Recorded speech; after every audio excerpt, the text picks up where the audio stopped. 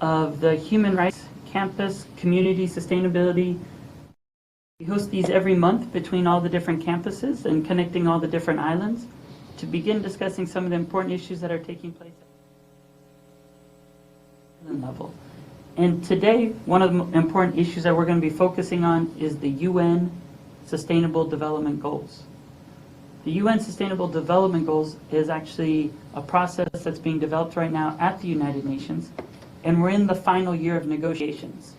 And so what has happened so far is that from the Rio Plus 20 meeting that took place in Rio de Janeiro 2 years ago, they decided to come up with new ways to measure and to focus on development, but really have sustainability at its core. And so the United Nations Association of Hawaii has actually participated and coordinated with the national UNA USA, and we were selected to be one of the local communities to actually have a Sustainable Development Goals dialogue that then will go into the national information that then will be passed on to the UN. So right now, around the world, over 90 countries have had national and community dialogues to look at these Sustainable Development Goals and see which ones we agree with, and also to prioritize them and push them up. And what we have on the screen is the 17 goals where we're at right now. What happened last summer is in May, June, and July was the open working group. And that's just when all the governments come together, and they had meetings every night until midnight, unfortunately, and they were able to finalize these 17 goals. And what we're going to focus on today is we'll actually look at these Sustainable Development Goals and their importance here in Hawaii, but also throughout the region in Oceania. And we'll discuss those. And then, of course, you can also vote. What we've been doing as well at the UN is we have our own site where everybody can vote on which Sustainable Development Goal they think should be a priority. So we'll allow that voting. We've done that at Children and Youth Day at the state capitol, and as well at other forums around Hawaii. So what we'll do really quickly is just go through some of the goals so everybody knows what they are. We've abbreviated them. They're a lot longer and a lot more leads. But these are the 17 right now. And what we're going to do is look at them here in the context of Hawaii and thinking about policies and practices that we could do to make sure we realize these goals. What will happen is there's actually going to be a Sustainable Development Goal report that's issued, and governments will have to really report probably every 4 years on how they're meeting those. And what's different about this compared to what existed before was the UN Millennium Development Goals, the MDGs, was they were trying to really do them from the community level up to the country and then up to global civil society. And the other point is to make sure everyone's held accountable. The Millennium Development Goals were just for developing countries, and there were only 8 of those. And what they've tried to do is see what still exists and hasn't been met with the MDGs, incorporate those into these new Sustainable Development Goals, but then also to have a more holistic perspective that embraces economy, ecology, and brings them both together, as well as looking at equality and equity. So this is what they are. So far, this is what we agreed to as of July of this year. What will happen is between now and September of 2015, governments will still negotiate. So one thing that's important for us also is to put pressure on the United States to make sure that the United States actually doesn't delete some of the strong language, such as number 13 maybe, on taking urgent action to combat climate change, and making sure that we put pressure on our government to also negotiate in a positive way and not weaken them. So goal number 1 is ending poverty in all its forms everywhere, very similar to Franklin Delano Roosevelt's 4 Freedom speech that he gave. Goal 2 is ending hunger, achieving food security, and improve nutrition and promote sustainable agriculture. I think that'll be featured a lot in today's talk, especially with what we're looking at here in Hawaii. Goal 3, ensuring healthy lives and promoting well-being for all at all ages. And of course, you can start seeing the connection and links between all of them. It's a very much an interconnected approach. Number 4 is ensuring inclusive and equitable quality education and to promote lifelong learning opportunities for all. One of the reasons why we try to make sure University of Hawaii is engaged in the community and host these events, not only to connect faculty and students across the system, but also to connect with civil society in all of our communities. Goal 5 is achieving gender equity and empowering all women and girls. We'll look at that today because today, of course, is November 25th, the day to end violence against women, and it starts the 16-day campaign that ends up on December 10th on Human Rights Day. There's something issued by the State Department that we'll look at there. Goal number 6 is ensuring availability and sustainable management of water and sanitation for all, which of course is quite crucial here in Hawaii. Goal 7, ensuring access to affordable, reliable, sustainable, and modern energy for all. Very important with, I think, a lot of the work being done here on campus as well. Goal 8 is promoting sustained, inclusive, and sustainable economic growth, full and productive employment, and decent work for all. Goal 9 is building resilient infrastructure, promoting inclusive and sustainable industrialization and foster innovation. Goal 10 is reducing inequality within and among countries. Goal 11 is making cities and human settlement inclusive, safe, resilient, and sustainable. Goal 12 is ensuring sustainable consumption and production patterns, which is a really important issue that a lot of people were pushing at the negotiations. Goal 13, taking urgent action to combat climate change and its impact. Some people wanted to just put that underneath other goals, but they were able to agree to keep it at its own. Goal 14, very important here in Hawaii, is conserving and sustainably using the oceans, seas, and marine resources for sustainable development goals. This is being brought up, of course, with Hokulea as it travels around Oceania and the Pacific, but also when it starts going around the world. Goal 15, to protect, restore, and promote sustainable use of terrestrial ecosystems, sustainably manage forests, combat desertification, and halt and reverse land degradation, and halt biodiversity loss. Goal 16 is promoting peaceful and inclusive societies for sustainable development, providing access to justice for all, and building effective, accountable, and inclusive institutions at all levels. This is looking at rule of law, but also having human rights as one of the focuses of this important work. And then Goal 17 is strengthening the means of implementation and revitalizing the global partnership for sustainable development. So very similar to Goal 8 of the Millennium Development Goals.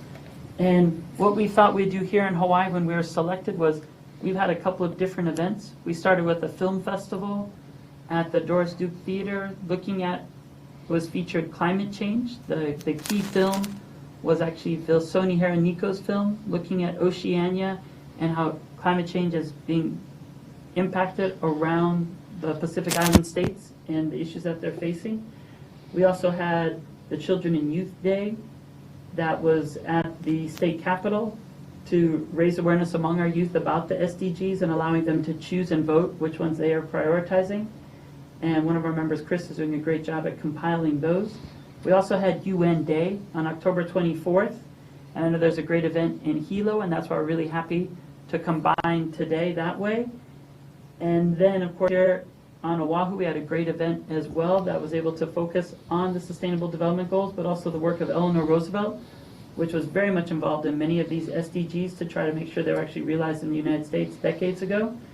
And then, of course, we'll have this event followed finally by an event on December 8th, where we'll actually have different people from the region of Asia and Pacific talking about Sustainable Development Goals and what they mean to them, focusing here in Hawaii, but also featuring over 10 countries in the Pacific and a couple of countries in Asia as well. So this was our program kind of from International Day of Peace all the way to Human Rights Day.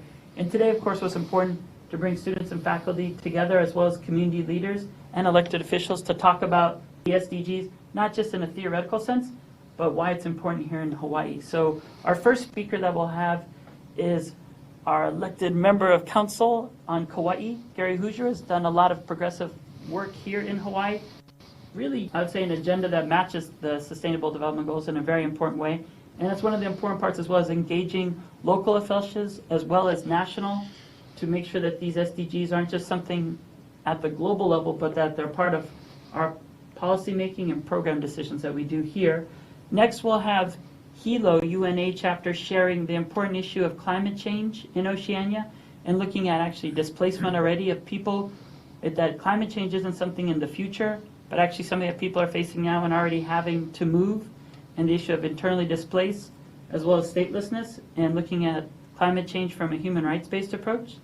Then we'll have Dawn Peel sharing with us about the importance of having youth involvement in the decision-making and how the UN is looking at that. And then finally, we'll be looking at the important work of UH sustainability and what's taking place here, looking at, I think, the Plastic-Free Week that just happened and other activities here at the University of Hawaii, because we really have to start here. And we always pick up a lot of habits in college, drinking coffee, doing different things, we might as well pick up sustainability, and that can guide us throughout our work. One thing we were looking at as well was a challenge that exists across the country. They actually take this green pledge, and we're looking at maybe trying to do that system-wide, where every student, when they graduate, actually takes this green pledge. And we've done it at West Oahu as well as Maui.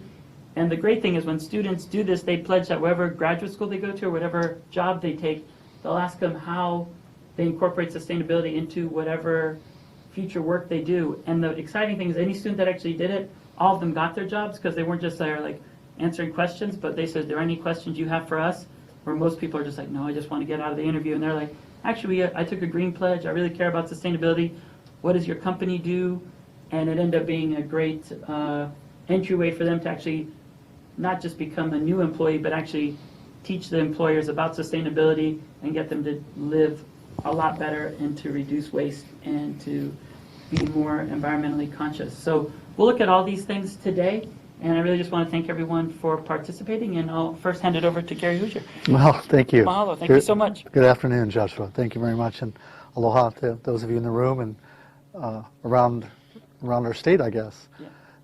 As I was listening to the 17 different goals, I believe number 16 is one, but there should be somewhere in there grassroots democracy or rebuilding citizen participation, and I kind of heard that in number 16 and maybe interwoven between a lot of it, because I think that's a green component of this whole movement, the whole discussion. And as a county council member on Kauai, that's certainly been front and center for me and for our community this last year or two, and actually around the state. As you know, and most of you who follow the news know, we've been involved in this GMO, corporate pesticide kind of discussion. Some would say discussion, some would say a battle. And I've been in the thick of it. And as we look at these goals, they're all things that are near and dear to my heart. And working on the Kauai County Council, it became clear to me that this industry is counterproductive to almost every one of them. Just a brief description of that, if I could. On Kauai, we have our agricultural community is dominated by 4 companies, and they dominated in their experimental genetic GMO production, seed corn, whatnot. And on many levels, they dominate the landscape. So they actually displace real farmers and drive the rents up. For example, a person doing cattle ranching might pay $50 an acre. A person growing diversified crops that you would actually eat might pay $100 an acre. These companies are paying $500, $600, $700 an acre. So the major landowners would much prefer to lease to them than they would smaller farmers. That's number one. Number two is they're using a tremendous amount of pesticides. And it's almost where Kauai and Hawaii is a third world country, because many of these chemicals aren't legal in other countries. Syngenta is one of the primary companies involved, and Syngenta produces a pesticide called atrazine, and atrazine is banned in Switzerland. So you can't even use atrazine in their country, but they're using it by the ton in my community. And then you open air testing. You know, if you're looking for biodiversity, you're looking for sustainability, you're looking for strong gene pools. In my opinion, the genetic modification and monocropping weakens all of that. And in Switzerland, it's against the law to do open air testing of genetically modified organisms, but they're allowed to do it on Kauai. The Agribusiness Development Corporation, which is the primary manager of state lands, public lands, to be used for agriculture, 95% of the lands they lease out are to these companies. And they produce no food whatsoever for our state. Some could argue no food whatsoever, period. They do a lot of cattle feed and corn, high fructose corn syrup. And if you look at that, health is one of these goals. And I think most who study the health of people, certainly industrialized nations, would say that a big source of our problem is processed foods. And the core of processed foods is a high fructose corn syrup, which these companies produce. So it's not, so we're basically fighting that on a local level and really talking about local impacts. but there's the whole global impact, obviously, of globalization of our food supply, which, from what I've read and studied, actually reduces the ability to feed the world. That most of the information I've read that says the way to feed the world is through small farms located in those areas where the people eat the food, rather than doing it halfway around the world, monocropping and spending all that energy to ship it around the world. And so those are some of the issues we're working on, and it's been a real battle. You know, these companies have a lot of money, and we're working both in the courts as well as at the legislative level and the county council. One legislative policy initiative that I'll be supporting is to take the Agribusiness Development Corporation and require them, a mandate that they would provide at least 50% of the land for local food production. That sounds pretty reasonable to me, that this is state land, it's public land, it's agricultural land. Let's use it to feed the people in our state, rather than use it for experimentation or other purposes.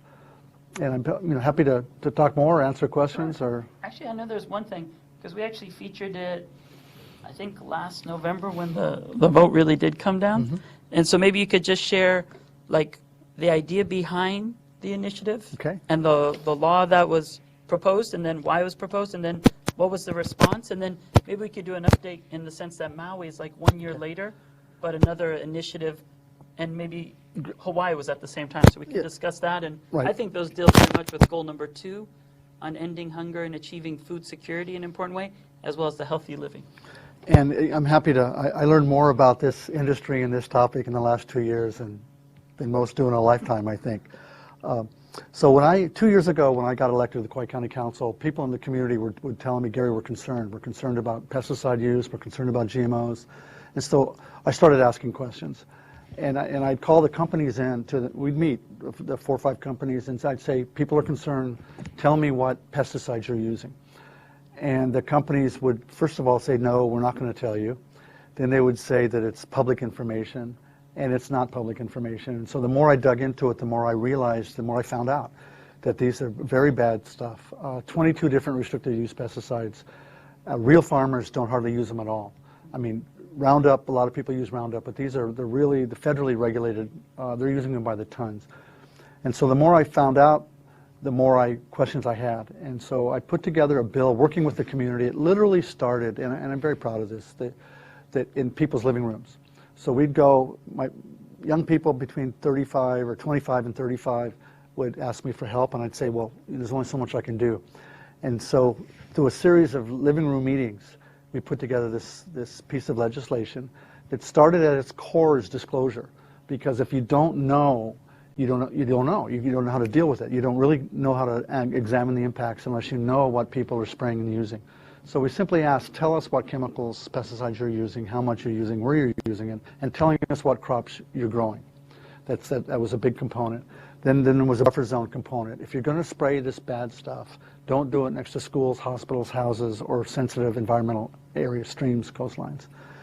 And then it was, we're going to do a study. Now, once we have disclosure, we will study to see what the impacts are. Are the fears grounded, or are they not? And in the meantime, we do a temporary moratorium on expansion. So at the end of the day, the Kauai bill that passed, it's disclosure, buffer zones, and a study. That's all it was.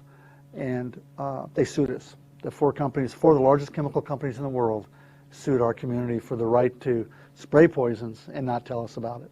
And they won the first round in court. BASF is the largest chemical company in the world, the very largest one. And so that was Kauai's venture into this topic. And at the same time, or close to the same time, the Big Island then, the county council there put in a ban on on GMOs, period. You could not grow GMO, genetically modified organisms, in Hawaii County. The biggest difference, systemic difference, is these companies aren't based on the Big Island. So you might be growing papayas, you might be growing other crops, but these companies are not doing their research there. They're doing it on all the other counties. And so that law that they passed had relatively minimal economic impacts on these companies. So even though they're suing the Big Island too, they weren't as up in arms on that. And then Maui put the icing on the cake, you know, and Shaka initiative. the Shaka initiative, and more power to them, you know. It is such a testament. Regardless of the subject matter, people feel differently about whether it's a good measure or a bad measure, but a grassroots initiative won against $8 million or more. And $8 million spent more than any election in history in the state of Hawaii, and they lost. And the grassroots effort spent probably less than $100,000 over time, and that is framed as a temporary moratorium, but the bar is pretty high. So basically the industry has to prove they're safe in order to be able to grow. And then there's a mechanism for proving they're safe. And so that's in court also. And so I started to say all 3 counties. 3 of the 4 counties are in court now. And so we're waiting for the city and county of Honolulu to join us. Okay. Perfect. That's excellent. And this is happening all over the world, you know, in different shapes and formats. A lot of the focus is on labeling of this issue, but to me, it's really about small communities taking responsibility for themselves. And that's what it ended up. It starts out as being the industry, but really it's about these communities. You know, Kauai spoke. We had 5 out of 7 council members voted. We overrode the mayor's veto to pass this law. They sue us. Maui, over half the population, over half the people voted, and they sue them. And it shows a couple things. It shows this is not a fringe issue. This is not just my hippie friends on the North Shore. This is a mainstream issue. This is real. And to me, it's about impacts in our community. The industry likes to drag it into the science. Well, there's 100 studies says you're not going to get sick from eating Doritos. Well, I'm not talking about eating Doritos. You know, I'm talking about impacts in my community, impacts on streams, impacts on environmental issues, impacts on people. There are so many unknowns, and I'll just a couple examples. And we have medical doctors, obstetricians, pediatricians who work in a hospital called KVMH, Kauai Veterans Memorial Hospital, which is in Waimea Town. This is a hospital surrounded by the fields, this community that's their major employer. And we had physicians testify, and they flat out said, we're not scientists. We haven't done peer-reviewed studies, but we've been delivering babies in this town for 8 years, and we believe that we have 10 times the rate of certain congenital heart defects in newborns. So, and they flat out said, we don't know if it's GMO or it's pesticide, but we think there's a problem here. And to me, as an individual council member or as an individual, that's enough. I don't need more than that to look into it more and to put up some buffer zones and have some disclosure. The industry called it anecdotal and said, well, you have to prove it first. And the more you look into the what I would call the Aaron Brockovich situations, you never prove it enough. For these companies. You know, you never prove that this cancer was caused by this chemical sprayed in this field by this company. Everyone knows these chemicals are bad, everyone knows people are getting sick, but to link it is very difficult. They keep you tied up forever. And so I believe at the end of the day, it's a political answer. It's a precautionary principle. It's people that make decisions can say, you know, I don't need more data. I have enough data for disclosure, for buffer zones. And if we want to support sustainability, we need to use that land to feed our people and not to just poison it over and over again. No, that's perfect. And that's one of the things that we're looking at is definitely seeing the SDGs as interconnected, and also the other important element is the human right element. And the first right is right to information. So that we have to have the right information to be able to make the decisions. And then, of course, it leads to the other aspects of self-determination to produce and determine our political status and pursue economic and social and cultural development. So I think it's definitely all linked up and a great example of the most important issue because, as you said, really, we do vote 3 times a day with what we eat. So democracy isn't only every 4 years with elections or 2 years on certain races, but it's every meal. And I think it's a really good example of Hawaii standing up and actually trying to live for sustainability and then some of the challenges that come with that. And also during the SDGs, there's main groups. So you actually have youth, you have women, you have indigenous peoples, you have farmers and fisher folks. You also have corporations, and they're there as well, the International Chamber of Commerce, and they're very concerned with some of these. But the exciting thing is after the negotiations over 2 years, this is what we have now. And definitely goal number 16 looks at some of the points that you were talking about as well. And what I thought we'd do now then is first open up for just a couple of questions, but if there's anything immediately, because I know we have people on other campuses, if there's any immediate question related to that aspect of sustainable development goals, looking at goal 2 and 3 and some of the other ones, if anyone has an immediate question, we'd definitely take that. And all you have to do is hit your microphone. And if there aren't any, then we'll go on to Hawaii Island to focus on an important issue. Definitely the most important sustainable development goal, of course, is being able to live where one is born, and the issue of the Carteret Islands. But is there any questions first? Don? Yeah, I got question. Okay, definitely over at West Oahu. Go ahead. Is that for me? Yep. Okay, I'm glad the senator is here because I'm really interested to know what's going on. How did these guys establish themselves in Kauai, and now I think it's also in my neighborhood here in Royal Kunia. And a lot of us who are aware of the situation is kind of scared. Maybe we should start sealing our homes over there.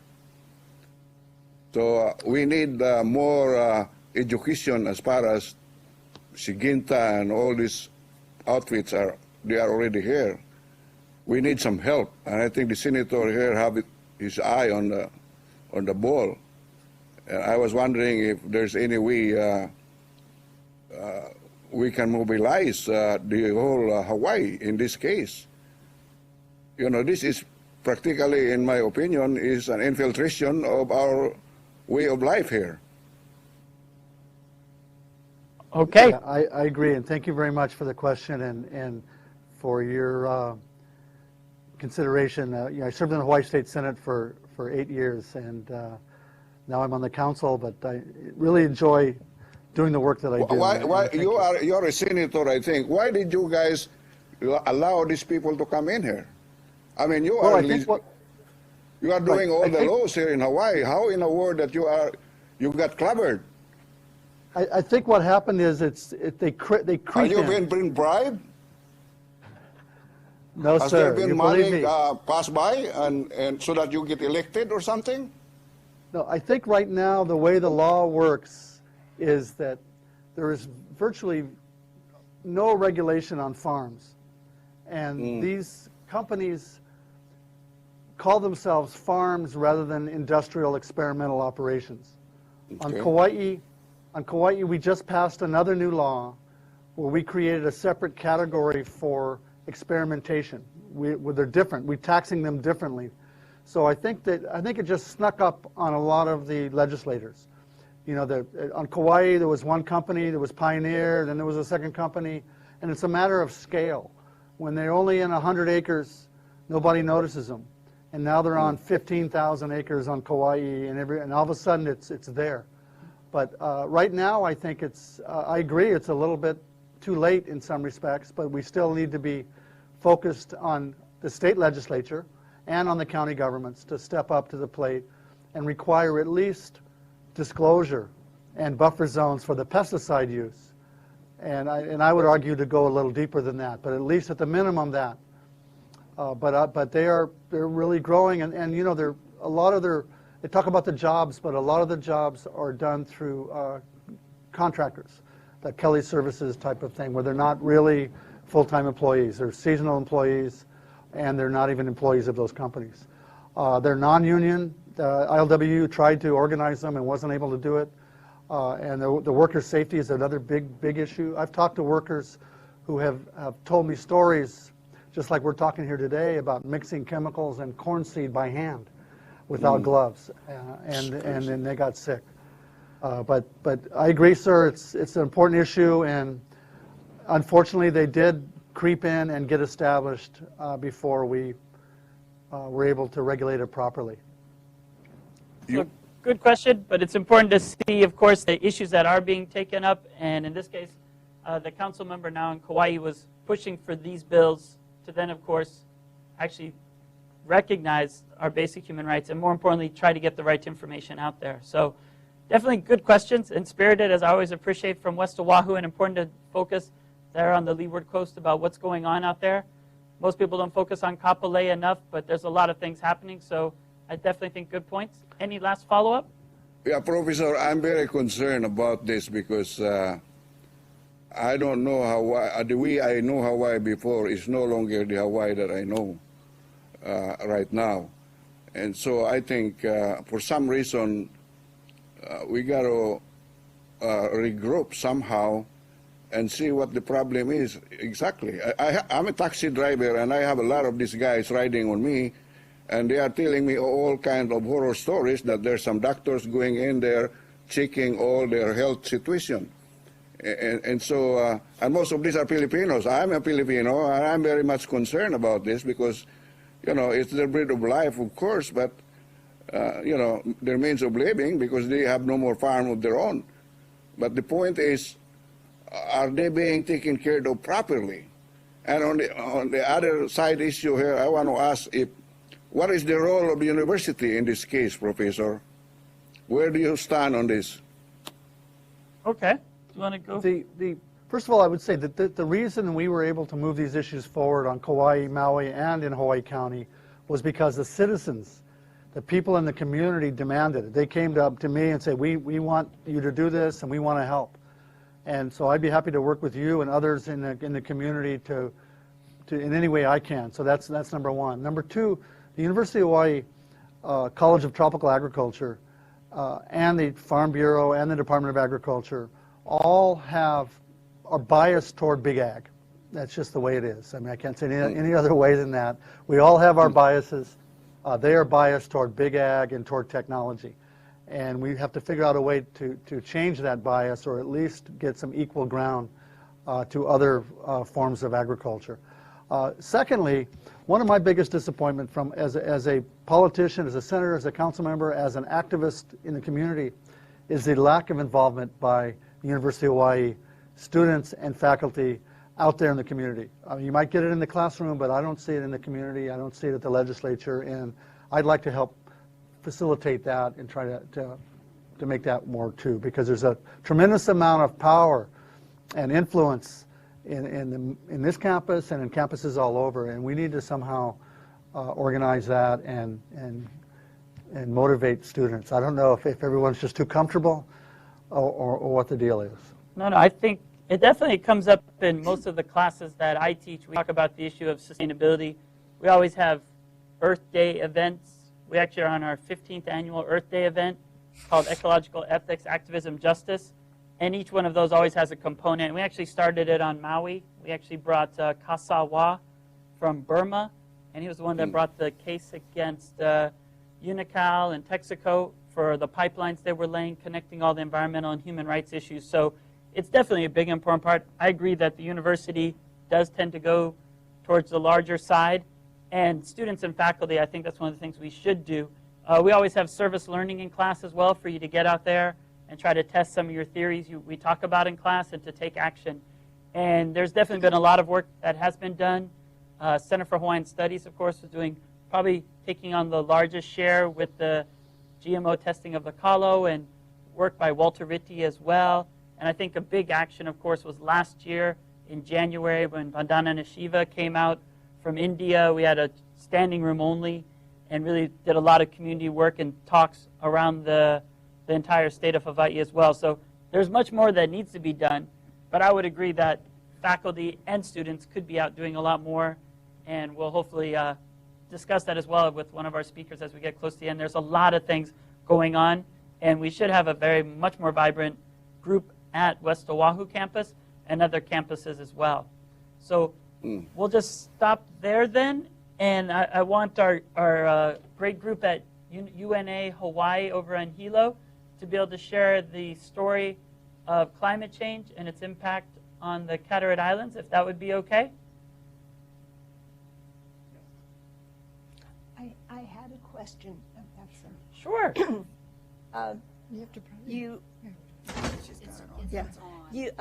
My name is Jane Panic. I live in Hilo. I'm a former college professor. You mentioned the Green Pledge.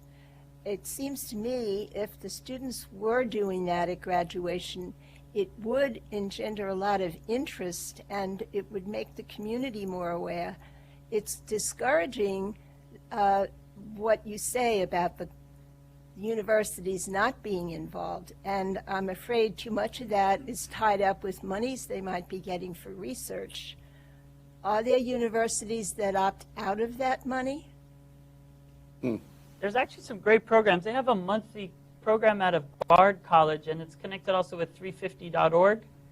And they're doing monthly seminars on the most important sustainable development goals issues around the country and around the world. And they work a lot with Bill McKibben. And I definitely think the Green Pledge would be something that's small. I know when I graduated, everybody was so impressed with like, what tassels did you have and what were they for and what honors are done. And so, you know, a simple, cool green button or one of the green tassels that everyone who takes the pledge people would want that. They want some graduation swag, but we can make it meaningful and not just, you know, selfies, but selfies with substance where they take the pledge as part of the actual graduation, and we could actually probably launch that through either the student caucus or through the great work that's being done on sustainability across the UH system.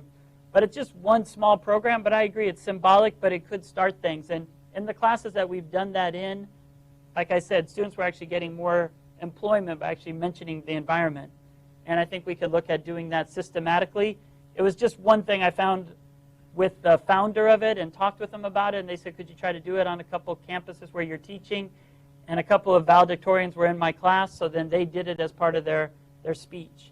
But I do agree we could do it systematically and do it a lot better as well. So we'll definitely look at that, and maybe that'll be one of the results of our Sustainable Development Goals community consultation we're having, is that we'll include that system-wide. Is So there a thank you, way Gila. we can That's a get a good copy? question. Is Yes, there a way? how about I'll email that to Ruth, if that's okay, with the link. And then how about let's aim for our April one that we do with HITS. We'll make that the pledge. Hopefully we'll see how far we got by then. How's that? That's great. And we can try to include it in May graduations. That would be part of Okay, I guess Thank that's you. okay. You're welcome. We'll now include our two featured speakers that we really thank for coming, because I know that they actually teach and have other things to do at this time. But we really were Right. pleased to have two chapters doing UNA activities on October 24th, and we just wanted to feature. And that's the idea, too, of this interactive dialogue between the islands, is that not only everything comes from Oahu, but that all the campuses and islands can generate the content and spearhead the conversations.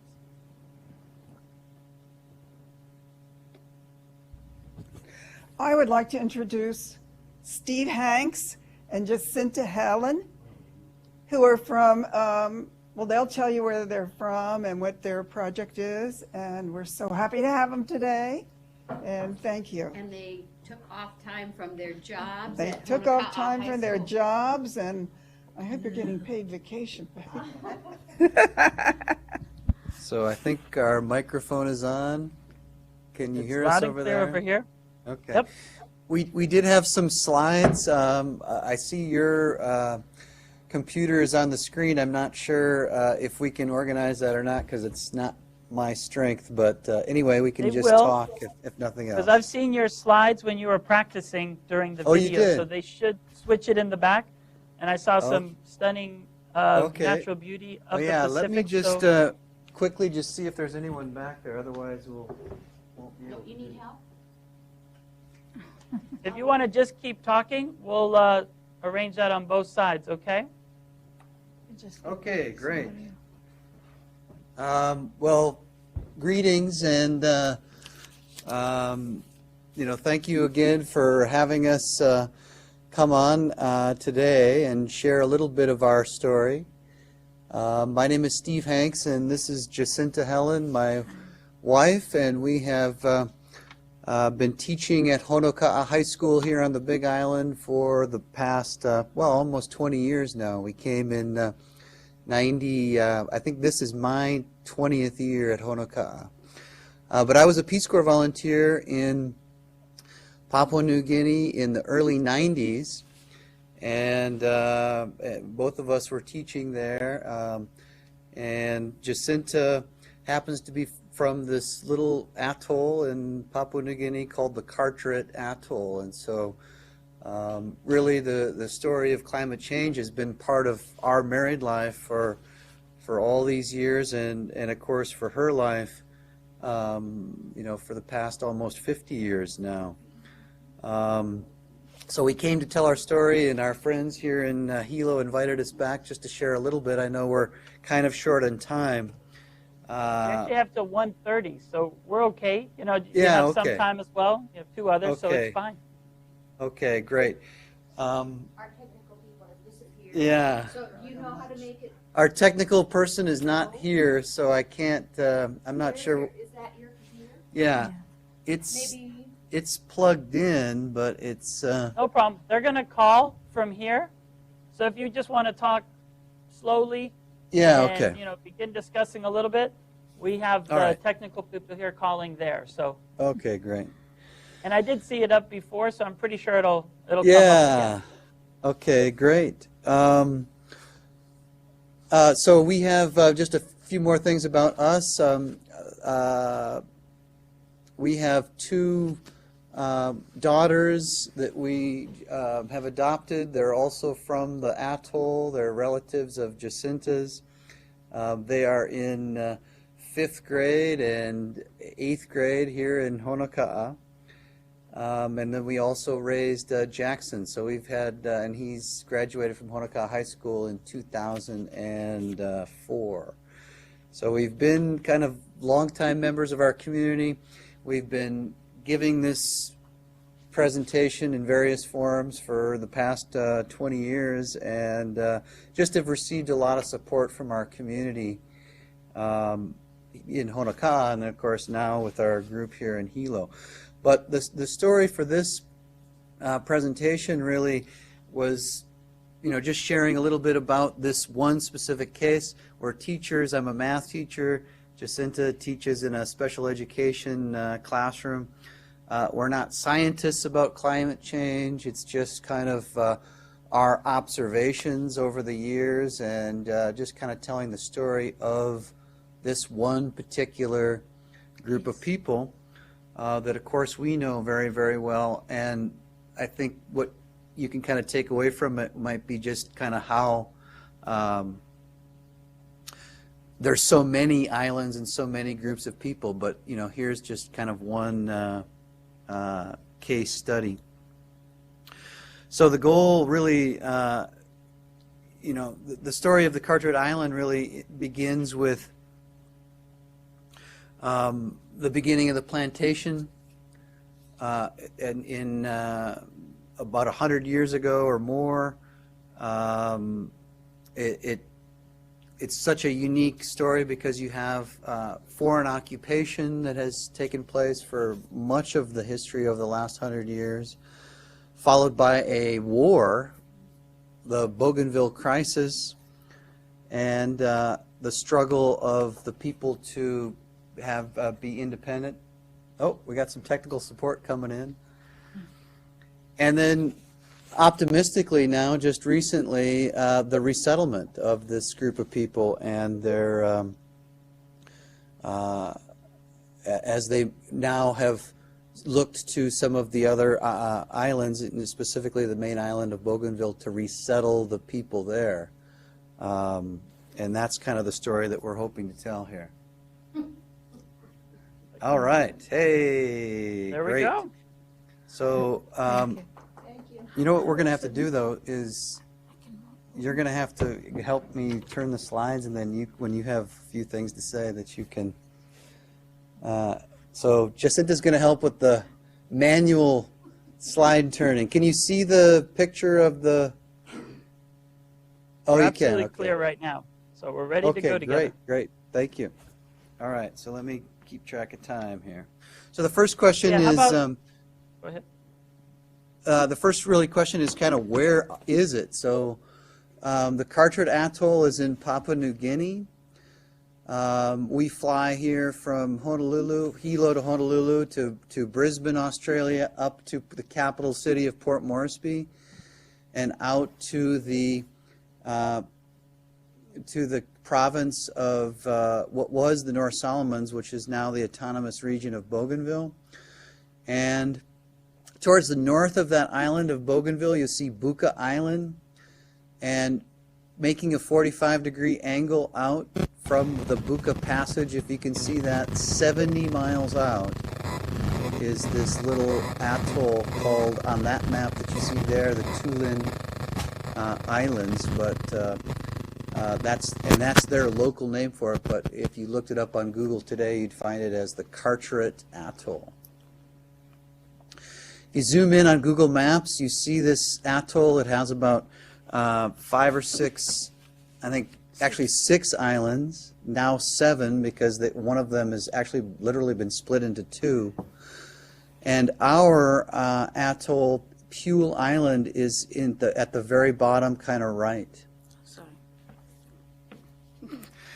The population of the atoll, Jacinta would claim to be a couple thousand people, but I mean, I'm thinking on our little island here of Puel, there's probably 200. So I'm thinking there's probably actually only about 1,000 people that actually live on the atoll at any given time. But this slide right here, taking off of Google Maps, I think just, gives me really compelling evidence that this island is shrinking. I mean, we've watched it over the last 20 years in Jacinta for almost 50 years, but just looking at this slide, you can see, to me, where it was at some point in time and where it is now. The homes that you're seeing on the slide there are facing the lagoon, and but you can kind of, to me, kind of see how that shape is. And if we have time to see some of the other slides, you'll see a lot of the erosion that has taken place. So, very unscientific as to how much land has been lost, but it's been significant. And to me, from this image, it looks like it's really less than half of what it was at one point. So if you could go back a slide, I just wanted to have Jacinta just say a few things at this point, as I could kind of ask her to. Can you just talk into that microphone? Can they hear you from there? I think so. Can you hear Jacinta from there? Hello. Can you hear me? Okay, Yeah. great. Oh. So I just wanted her to tell a few stories about, when did they first realize that the island was kind of disappearing? Well, many of the people on my island didn't really know anything about climate change. They had not heard anything about it, but they've seen and they have experienced the coastline eroding, and the island people have been very superstitious. There's lots of witchcraft and superstition, and so when they saw the coastline being eroded, their belief was, oh, there's sorcery going on, and someone from the next island is doing some black magic to get our coastlines away. And some people to this day still believe that, but many of the people are becoming more aware of climate change, and they're listening more to the news, so they know there's something to do with global warming and climate change that's impacting the islanders and their food crops, their land.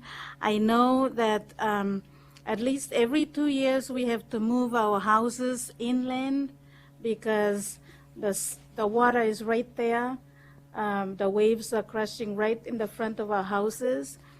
The highest elevation on most of our 6 islands are only about 3 feet or less. So when it's high tide, the water just comes over. You can see it seeping from the out from the ground or the sand. So even in the interior of the islands, there's water seeping out because it's the water sea level is so high. And ever since I was young, I used to hear people say, people used to come for vacation from the main island of Bougainville or Papua New Guinea, and they would say, wow, where's the tree that used to be here? Where are the houses that used to be here? So that's that kind of, made me aware that there was land being lost to the sea. And the sea is like our garden. That's where we get our food. And the basic staple food of all the islands there in the Carteret Atoll is coconut and fish. And even now in 2014, there's coconut trees being washed away. There's bananas. There's no more gardens. And I'm hoping if we have time, we can see some of the slides of how the interior of the islands look like. And you can really see the loss of garden lands, which is why our resettlement program has been started, and we're trying to encourage more people to move out of the island. I think they can actually see you. From They, up there, oh, so. so I don't have, sorry. Okay. Okay, so just to give you a little context of our story about the resettlement, let's go to the next slide, the next two actually. So any history of kind of where we're going with the resettlement project has to go back to kind of the history of the economy of Bougainville, which was cacao. Like I said, in 1902, I think it was, the first plantation came in Bougainville. Of course, it was the Catholic mission created these huge plantations with these, and they're still there, although they're in disrepair right now. But with the copra, the coconut plantation, and then in the lower level of the plantation was, of course, the cacao, using the labor source of the people, all the way up until the 1942, when Bougainville was occupied by Japan. After the war, Australia was operating, administering the country of Papua New Guinea, so of course Bougainville was involved in that. But this cacao was the backbone of the rural economy. That's where everyone in the province basically got their income, was by selling their cacao. It was critical income for thousands and thousands of people. And the location center of where the people from the Carteret Atoll are now moving was this area of Tinputs, which was the hub back in the 80s of this huge, very fertile land, this hub of the cacao agriculture. Can you go to the next slide?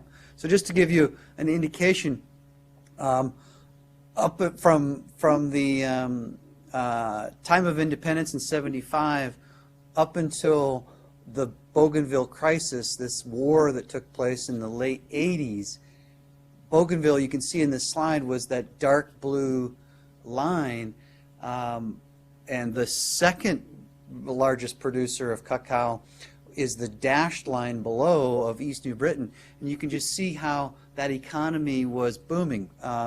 It was the largest producer of cacao in the country, and then you see the devastating loss as you go into the early 90s when I started to learn about the country. And then if you go to the next slide, the other background piece of information of this area is this huge mine, the largest mine in that area in the South Pacific, called Bougainville Copper Limited. That was the name of the company that operated the mine. It first started drilling in 1964, and during its years of operation, this mine was exporting 44% of Papua New Guinea's exports of the entire country, coming from this one mine. It was basically, it seems like, bankrolling the country, the establishment for independence of this country of Papua New Guinea. 62% of the mine's income was going to the Papua New Guinea national government that was just forming in the 1970s. 33% was going back to the company, which was, of course, an Australian, foreign investors, maybe not all Australia, I'm not sure. 4% was going to the Bougainville provincial government, and only 1% was going to the landowners. So if you go to the next slide, in 1983, there wasn't as much concern about climate change because the economy was booming and all the people were working. If you look at that far bar graph in the far column, that's Bougainville, the North Solomons province. 4 times the per capita income than any other province in the country. Plus, the mine is funding the capital city, which is that other bar, the National Capital District. So incredible economy. You've got this agriculture booming. You've got this mine booming, and the people of Bougainville are living with the highest per capita income than any other group in the country. If you could hit the next slide, until the late 80s. So they have this secessionist armed conflict against the Papua New Guinea government, established about environmental issues. Essentially, they're taking over the mine, they're shutting down the mine. It has destroyed their environment. The landowners are only getting 1% of the income, and they're saying, no, we don't want any of this. It's devastating to the entire region. It goes on for almost 10 years. If you could go back just for a slide there. 15 to 20,000 Bougainvilleans died during the conflict. The economy, it goes down to, at one point, just before I arrived as a Peace Corps volunteer, it was under naval blockade. Nothing came in or out of that entire province for, I think it was a year. And then as the early 90s kind of turned the corner there, they started opening up. But we're 30 years in now, and it's still, we were just there this summer, and it's still just taking baby steps to get their economy going. So that's kind of the backdrop of what was going on all this time while this island was disappearing and disappearing and disappearing. All the people in 1989 go back to Australia, go back to the main island of Papua New Guinea, and all the Carteret Islanders that were working in all these different areas go back to the Carteret Atoll, where now the pinch of no food, no land, no economy just starts to really, not just at that atoll, but all the other atolls in the area. They really start to feel the pinch of their life. So at this point, let's just look at some slides. Jacinta can kind of take through what it's like today. This is this summer. We were just there for a couple months of what it's like to be a Carteret Atoll person today. Yeah, let me tell you a little bit about the people of the Carterets. They live very simple lives. They wake up in the morning, they go to church, they have church twice a day, and the rest of the day they do their best to look for food. The children go look for firewood. Those who are going to school go to school. And many of the young men and women go fishing because they have to go and look for food to eat for tonight and the next day. Some people go and look for firewood. That's all they use. And firewood is very scarce now because many of the big trees that used to be on the island are now dead because the salt was just too much. And there's no electricity on the island, so they cannot, have dairy. They don't have dairy. They don't have studies. The students don't have studies at night because there's no light. The classrooms that are in the village are built out of traditional material, coconut leaves and sago palms. The same with the village houses. As you can see in this picture, there's the young boy is looking for coconut for the whole family for the evening meal or for the next day. And the coconut is a very important resource to the islanders because they use it as food, of course, building material for their houses. They weave the leaves for plates and other baskets to put their food in, because there's not too many plates and cups and spoons. They're still happy. I mean, they have a very difficult life. Sometimes they go without food for many, many days. If it rains and strong winds, they cannot go fishing. And the coconut is not as productive as it used to anymore. So sometimes the kids will just drink a glass of water and go to bed. And the mothers will go to bed, with no food, no water, because they save all the food for their kids. There's a lot of fishing that goes on because that's the main food, of course. And our main mode of transportation is this little boat, speedboat, that travels 70 miles from the main port of Buka on the main island of Bougainville to the Cartwrights atolls, 70 miles away. This picture where these kids are standing, that's where our houses used to be. And now this is low tide, so you see some water there, some of the ocean. But this is where our houses used to be. And we have lost a lot of land. And I have seen this in my life, from when I was young till now.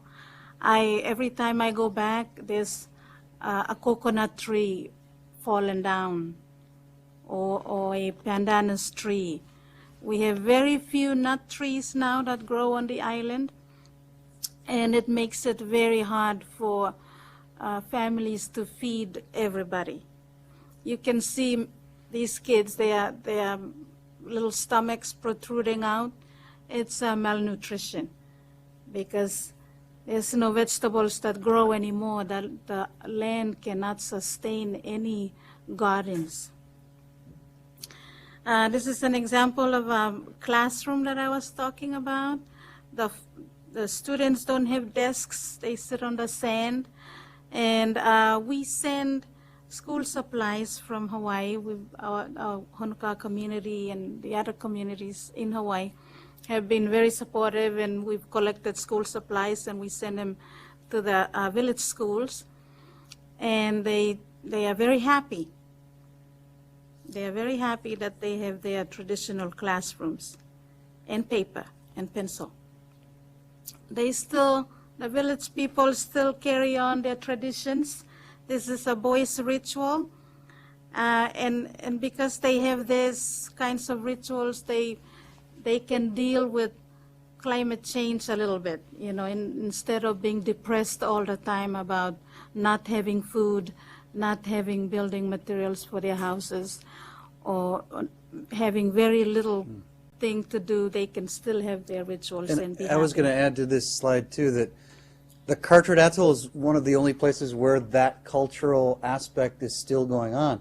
It used to be on the island of Bougainville, but it's no longer being practiced there. So when we lose our little islands, we lose those cultural practices that may not carry with it over to the new relocation site. And there's Steve. He participated in the boys' ritual this summer.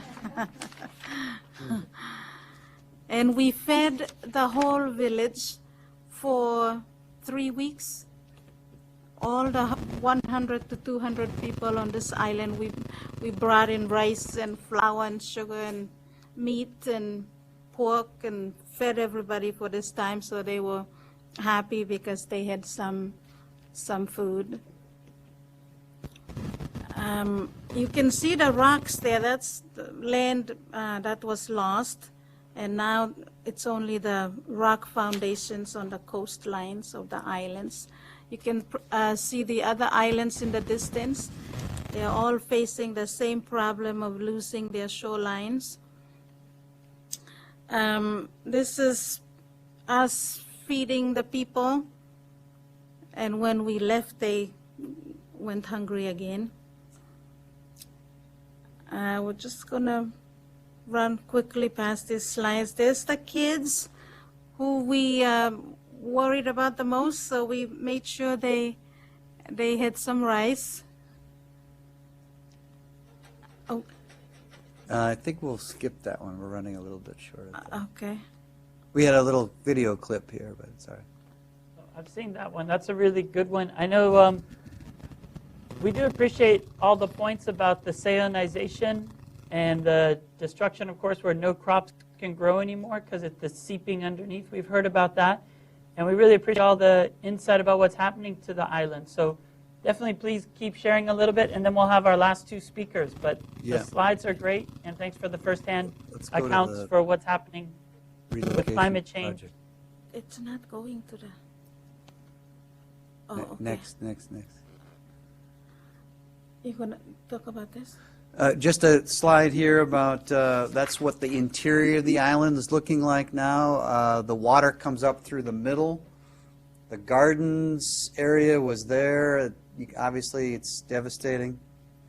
They're building seawalls to protect the land.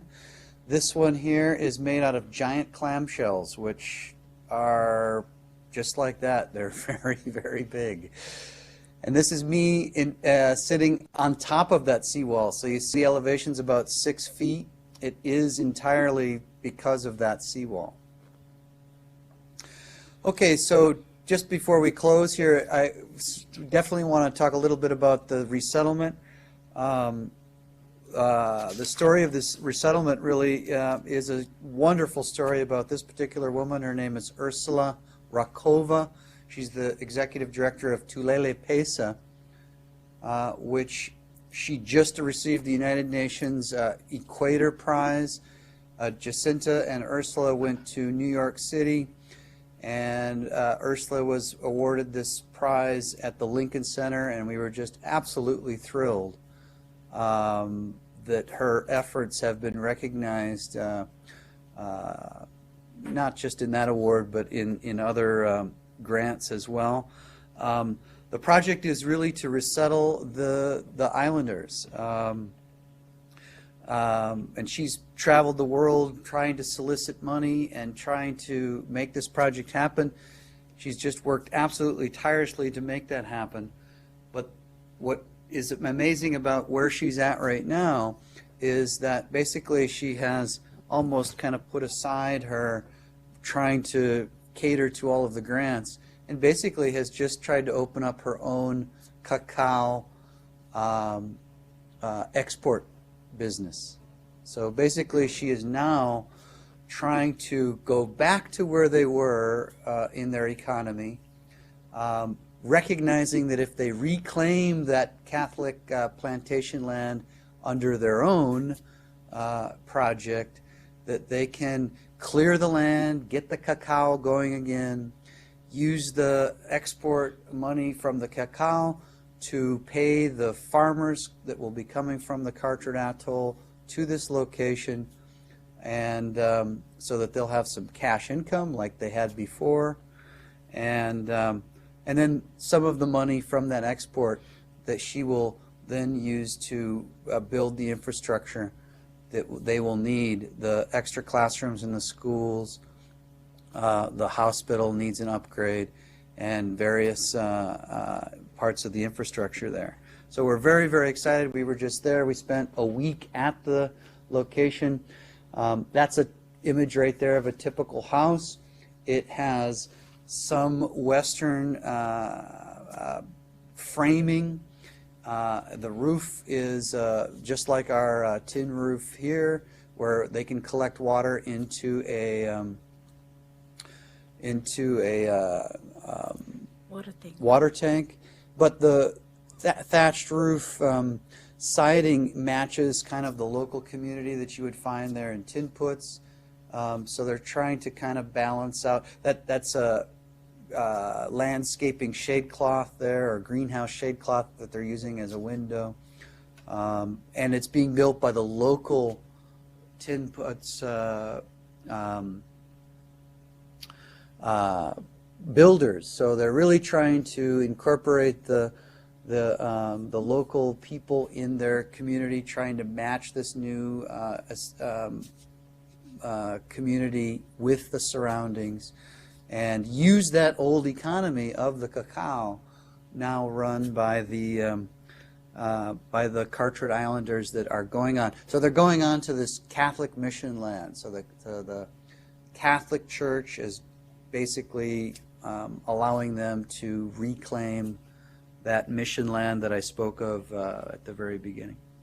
So the first location site has been they've got 8 houses on the first location site. Phase 2 will be coming up soon, where they'll get another 10 to 15 homes. There's a grand total of 5 relocation centers, 1 for each of the islands of the atoll. And unfortunately, this is just one atoll out of course, thousands in the South Pacific, but it's the story of what I think can happen and is happening right now, and we're very, very optimistic. And really, I have to say, optimistic for the first time in 20 years. I mean, it's been a really tough thing to watch over the last 20 years, but what we saw this summer was very exciting. I saw lots of food, enough food that we could carry it back with us when we went back to the atoll. Space, school, peace, a lot of factors that I'm very excited about, moving forward. Thank you both. That's an excellent presentation.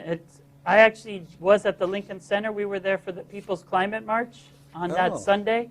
And then we know that Monday was the ceremony at Lincoln Center. And of course, we also had another Pacific Islander, which we featured, Kathy, who is a UH Manoa graduate, who gave the closing at the opening with her speech to her child, and got a standing ovation from the rest of the world leaders to actually realize and put a human face on what's happening regarding climate change. So that's a perfect connection and link there. And we really do appreciate the examples also of resilience and adaptation strategies that are being incorporated by Pacific Islanders. I think we're looking at that happening in Tuvalu as well as Kiribati. And excellent examples of the giant clam wall was also appreciated as well.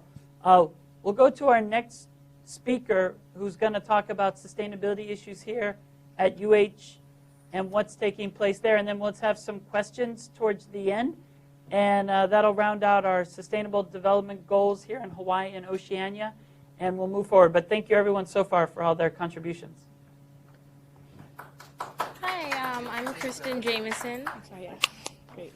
I'm Kristen Jameson, and I'm representing a student organization called Sustainable UH here at UH Manoa. And we're an umbrella organization kind of designed to help empower students to take on initiatives of their own. Recently this week, we just did a plastic-free week as an awareness campaign to hopefully create some behavioral change and provide students with resources so that they can create better habits by bringing their own bottles, bringing their own utensils, and really just being mindful of single-use plastics and their huge impact on the environment. And really getting some information out there about the fact that it takes 2 gallons of water just to make one 16-ounce bottle, and that 17 million barrels of oil a year are used to fund the plastic industry. And so, yeah, it was a really good campaign. We introduced our plastic water bottle ban, which we got over 1,000 signatures in a week, so that was really great. And the whole goal of that is to ban plastic water bottles here at UH Manoa, as a statement that university does not find this consumption to be in line with their sustainability policy and mission of the university. One thing that we are really trying to do is get more student involvement and more student activism. This is actually my first year with the organization, and I've found that through sustainability efforts, it has offered me great professional development as well as personal development, a great sense of meaning, and community interaction, and really getting to know members of your community. And so I think it's really important that we foster a university system that really promotes activism and promotes students leading their own initiatives. Can't think of too much else to say. That's great. Yeah. That definitely talks about the one SDG on sustainable consumption. These are good examples of the sustainable consumption SDG as well as the climate change SDG and why these are absolutely vital. And its importance here in Hawaii. The other thing that I thought was kind of important to mention briefly as well is on our screen here, the campaign that's launching today, the 16 Days of Activism Against Gender Violence with International Day to End Violence Against Women. That'll start today.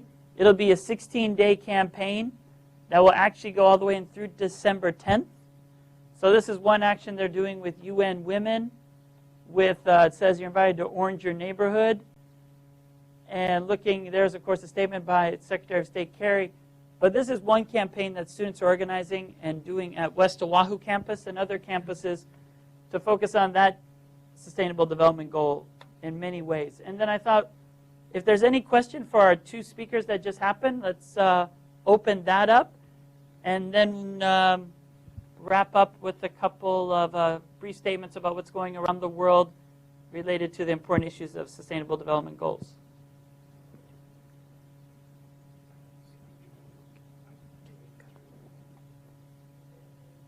Okay, any questions?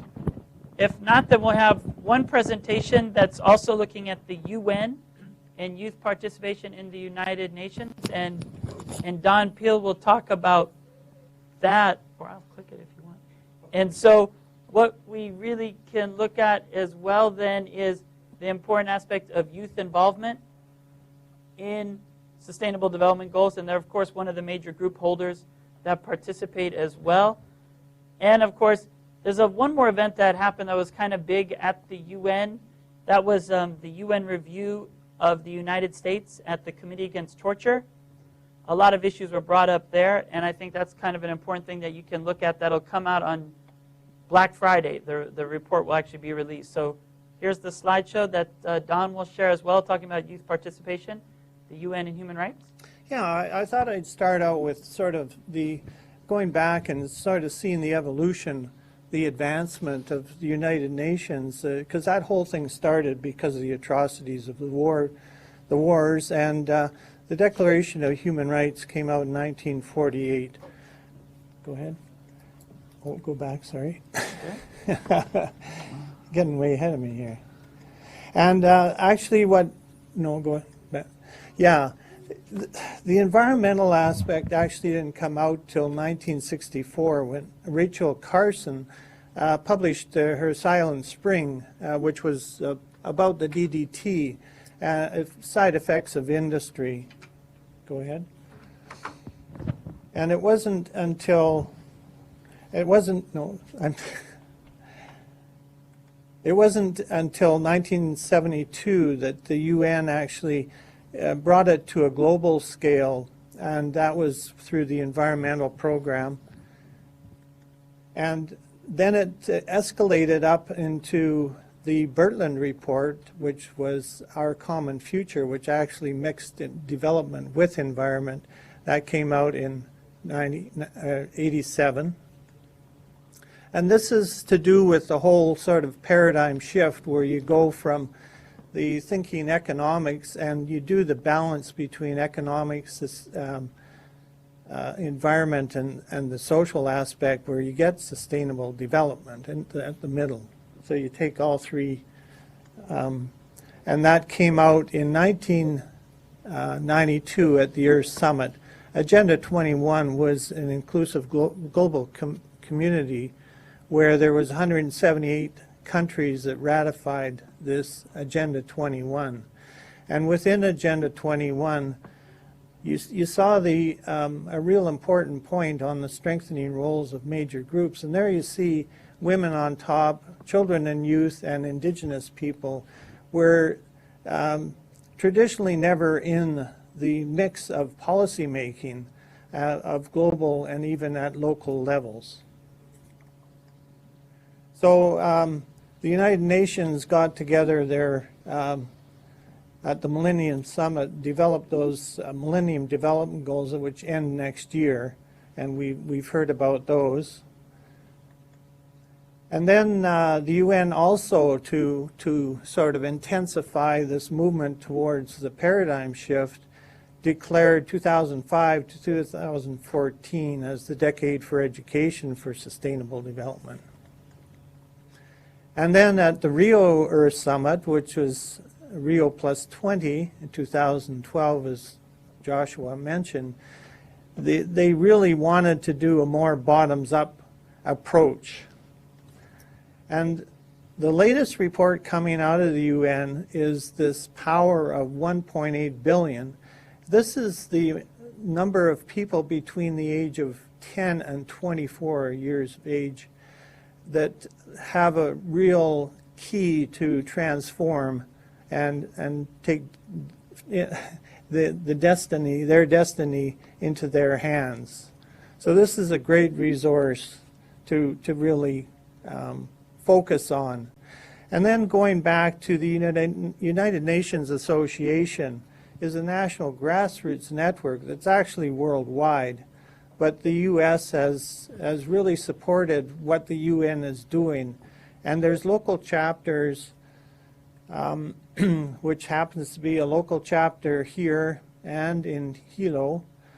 And the whole aspect of uniting the world with aloha is sort of the deal. And these are some of the things that we're actually getting into.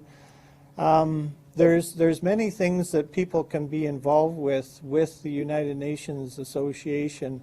And here locally, we're doing the Model UN, we're doing the World Youth Congress, we're doing Children and Youth Day, Education Energy, World Peace Plan, and also this, the World We Want, where we're putting direct input into the UN. Now, I wanted to mention real briefly with regards to what's coming up next year is the Generations United is a group out of Washington, D.C. They're bringing their annual conference here in July, and it's going to be intergenerational action on a global scale. And we feel this is a real sort of segue to get all these local things happening and tied together. And this is sort of the makeup of the conference. And I think there's things in here that people in our audience should get the word out, because here we've got a youth summit that we're exploring Hawaii as an international youth center, where we can actually tap into this international 1.8 billion people. So if you can see sort of some sort of fit and the United Nations Association, the Worldwide Voyage, or the Standing Up for World Peace, yeah, definitely my email address is up there, and give me shoot an email to me and I can connect you. Thank you, Don, for bringing in the youth component. Good news is we have just a couple of minutes left, around 4, that we could still have some questions and comments if anybody has any questions for any of the speakers from today. We're able to have youth represented, Pacific Islanders talking about different examples, looking at the issue, of course, of decision-making and local politics, and of course bringing alive what the Sustainable Development Goals should actually look like, and more importantly also when they're not being respected, what the world looks like. So it's open for anyone for the last 2.5 minutes. Well, Professor, Yes, West Oahu. I was wondering if where those people from Carteret Island, I understand they will move out somewhere, and are they still maintaining their culture, or are they already synthesized with a new one? Okay, great. I think that'll be perfect for a last question, and it gives enough time. It looks like we have 2 minutes, so if you'd like to respond to that, Hilo. Hi. To answer your question, the people of the Carteret Atoll still sustain their culture. I think as they live longer in the host community, their culture might be slightly adapted. But for right now, the cultural practices on the islands are very strong on the atoll and also on the relocation site. Does that answer your question? Yeah, I think so. Yeah. Thank you. No, it's definitely an important issue that the people of Kiribati and Tuvalu are looking at. They're actually looking at the migration. And already Kiribati has purchased land in Fiji as a last resort, but they're looking at migration with dignity as the official theme that the president has been talking about, Tong, when he's talking about what's going on. And it's that they would move there, be able to farm, be able to try to maintain their culture and tradition as they went on. So that's definitely the goal of what they're looking at. It's one of the most important points when we look at the issue, especially the Sustainable Development Goal number 13 on climate change, because it's the first time ever that nations will disappear just due to a lack of action by people when we know there's an alternative. So it's really important to assess that and understand that. It's one of those issues that law schools are trying to come up with solutions. But the truth is, these SDGs are just one measurement to try to decide a new direction forward and how we should live with one another, but to recognize interconnectedness. That if we don't do action now and we let the Pacific Island nations disappear, it'll eventually impact all countries. You already see that in the United States with Hurricane Sandy. You see it, of course, in the Philippines just this time last year. So it really is impacting everyone now. It's not something for the future. So that's why we hope we implement these SDGs. And we'd like to thank everyone for participating and see everyone next year. Aloha. Aloha. Okay.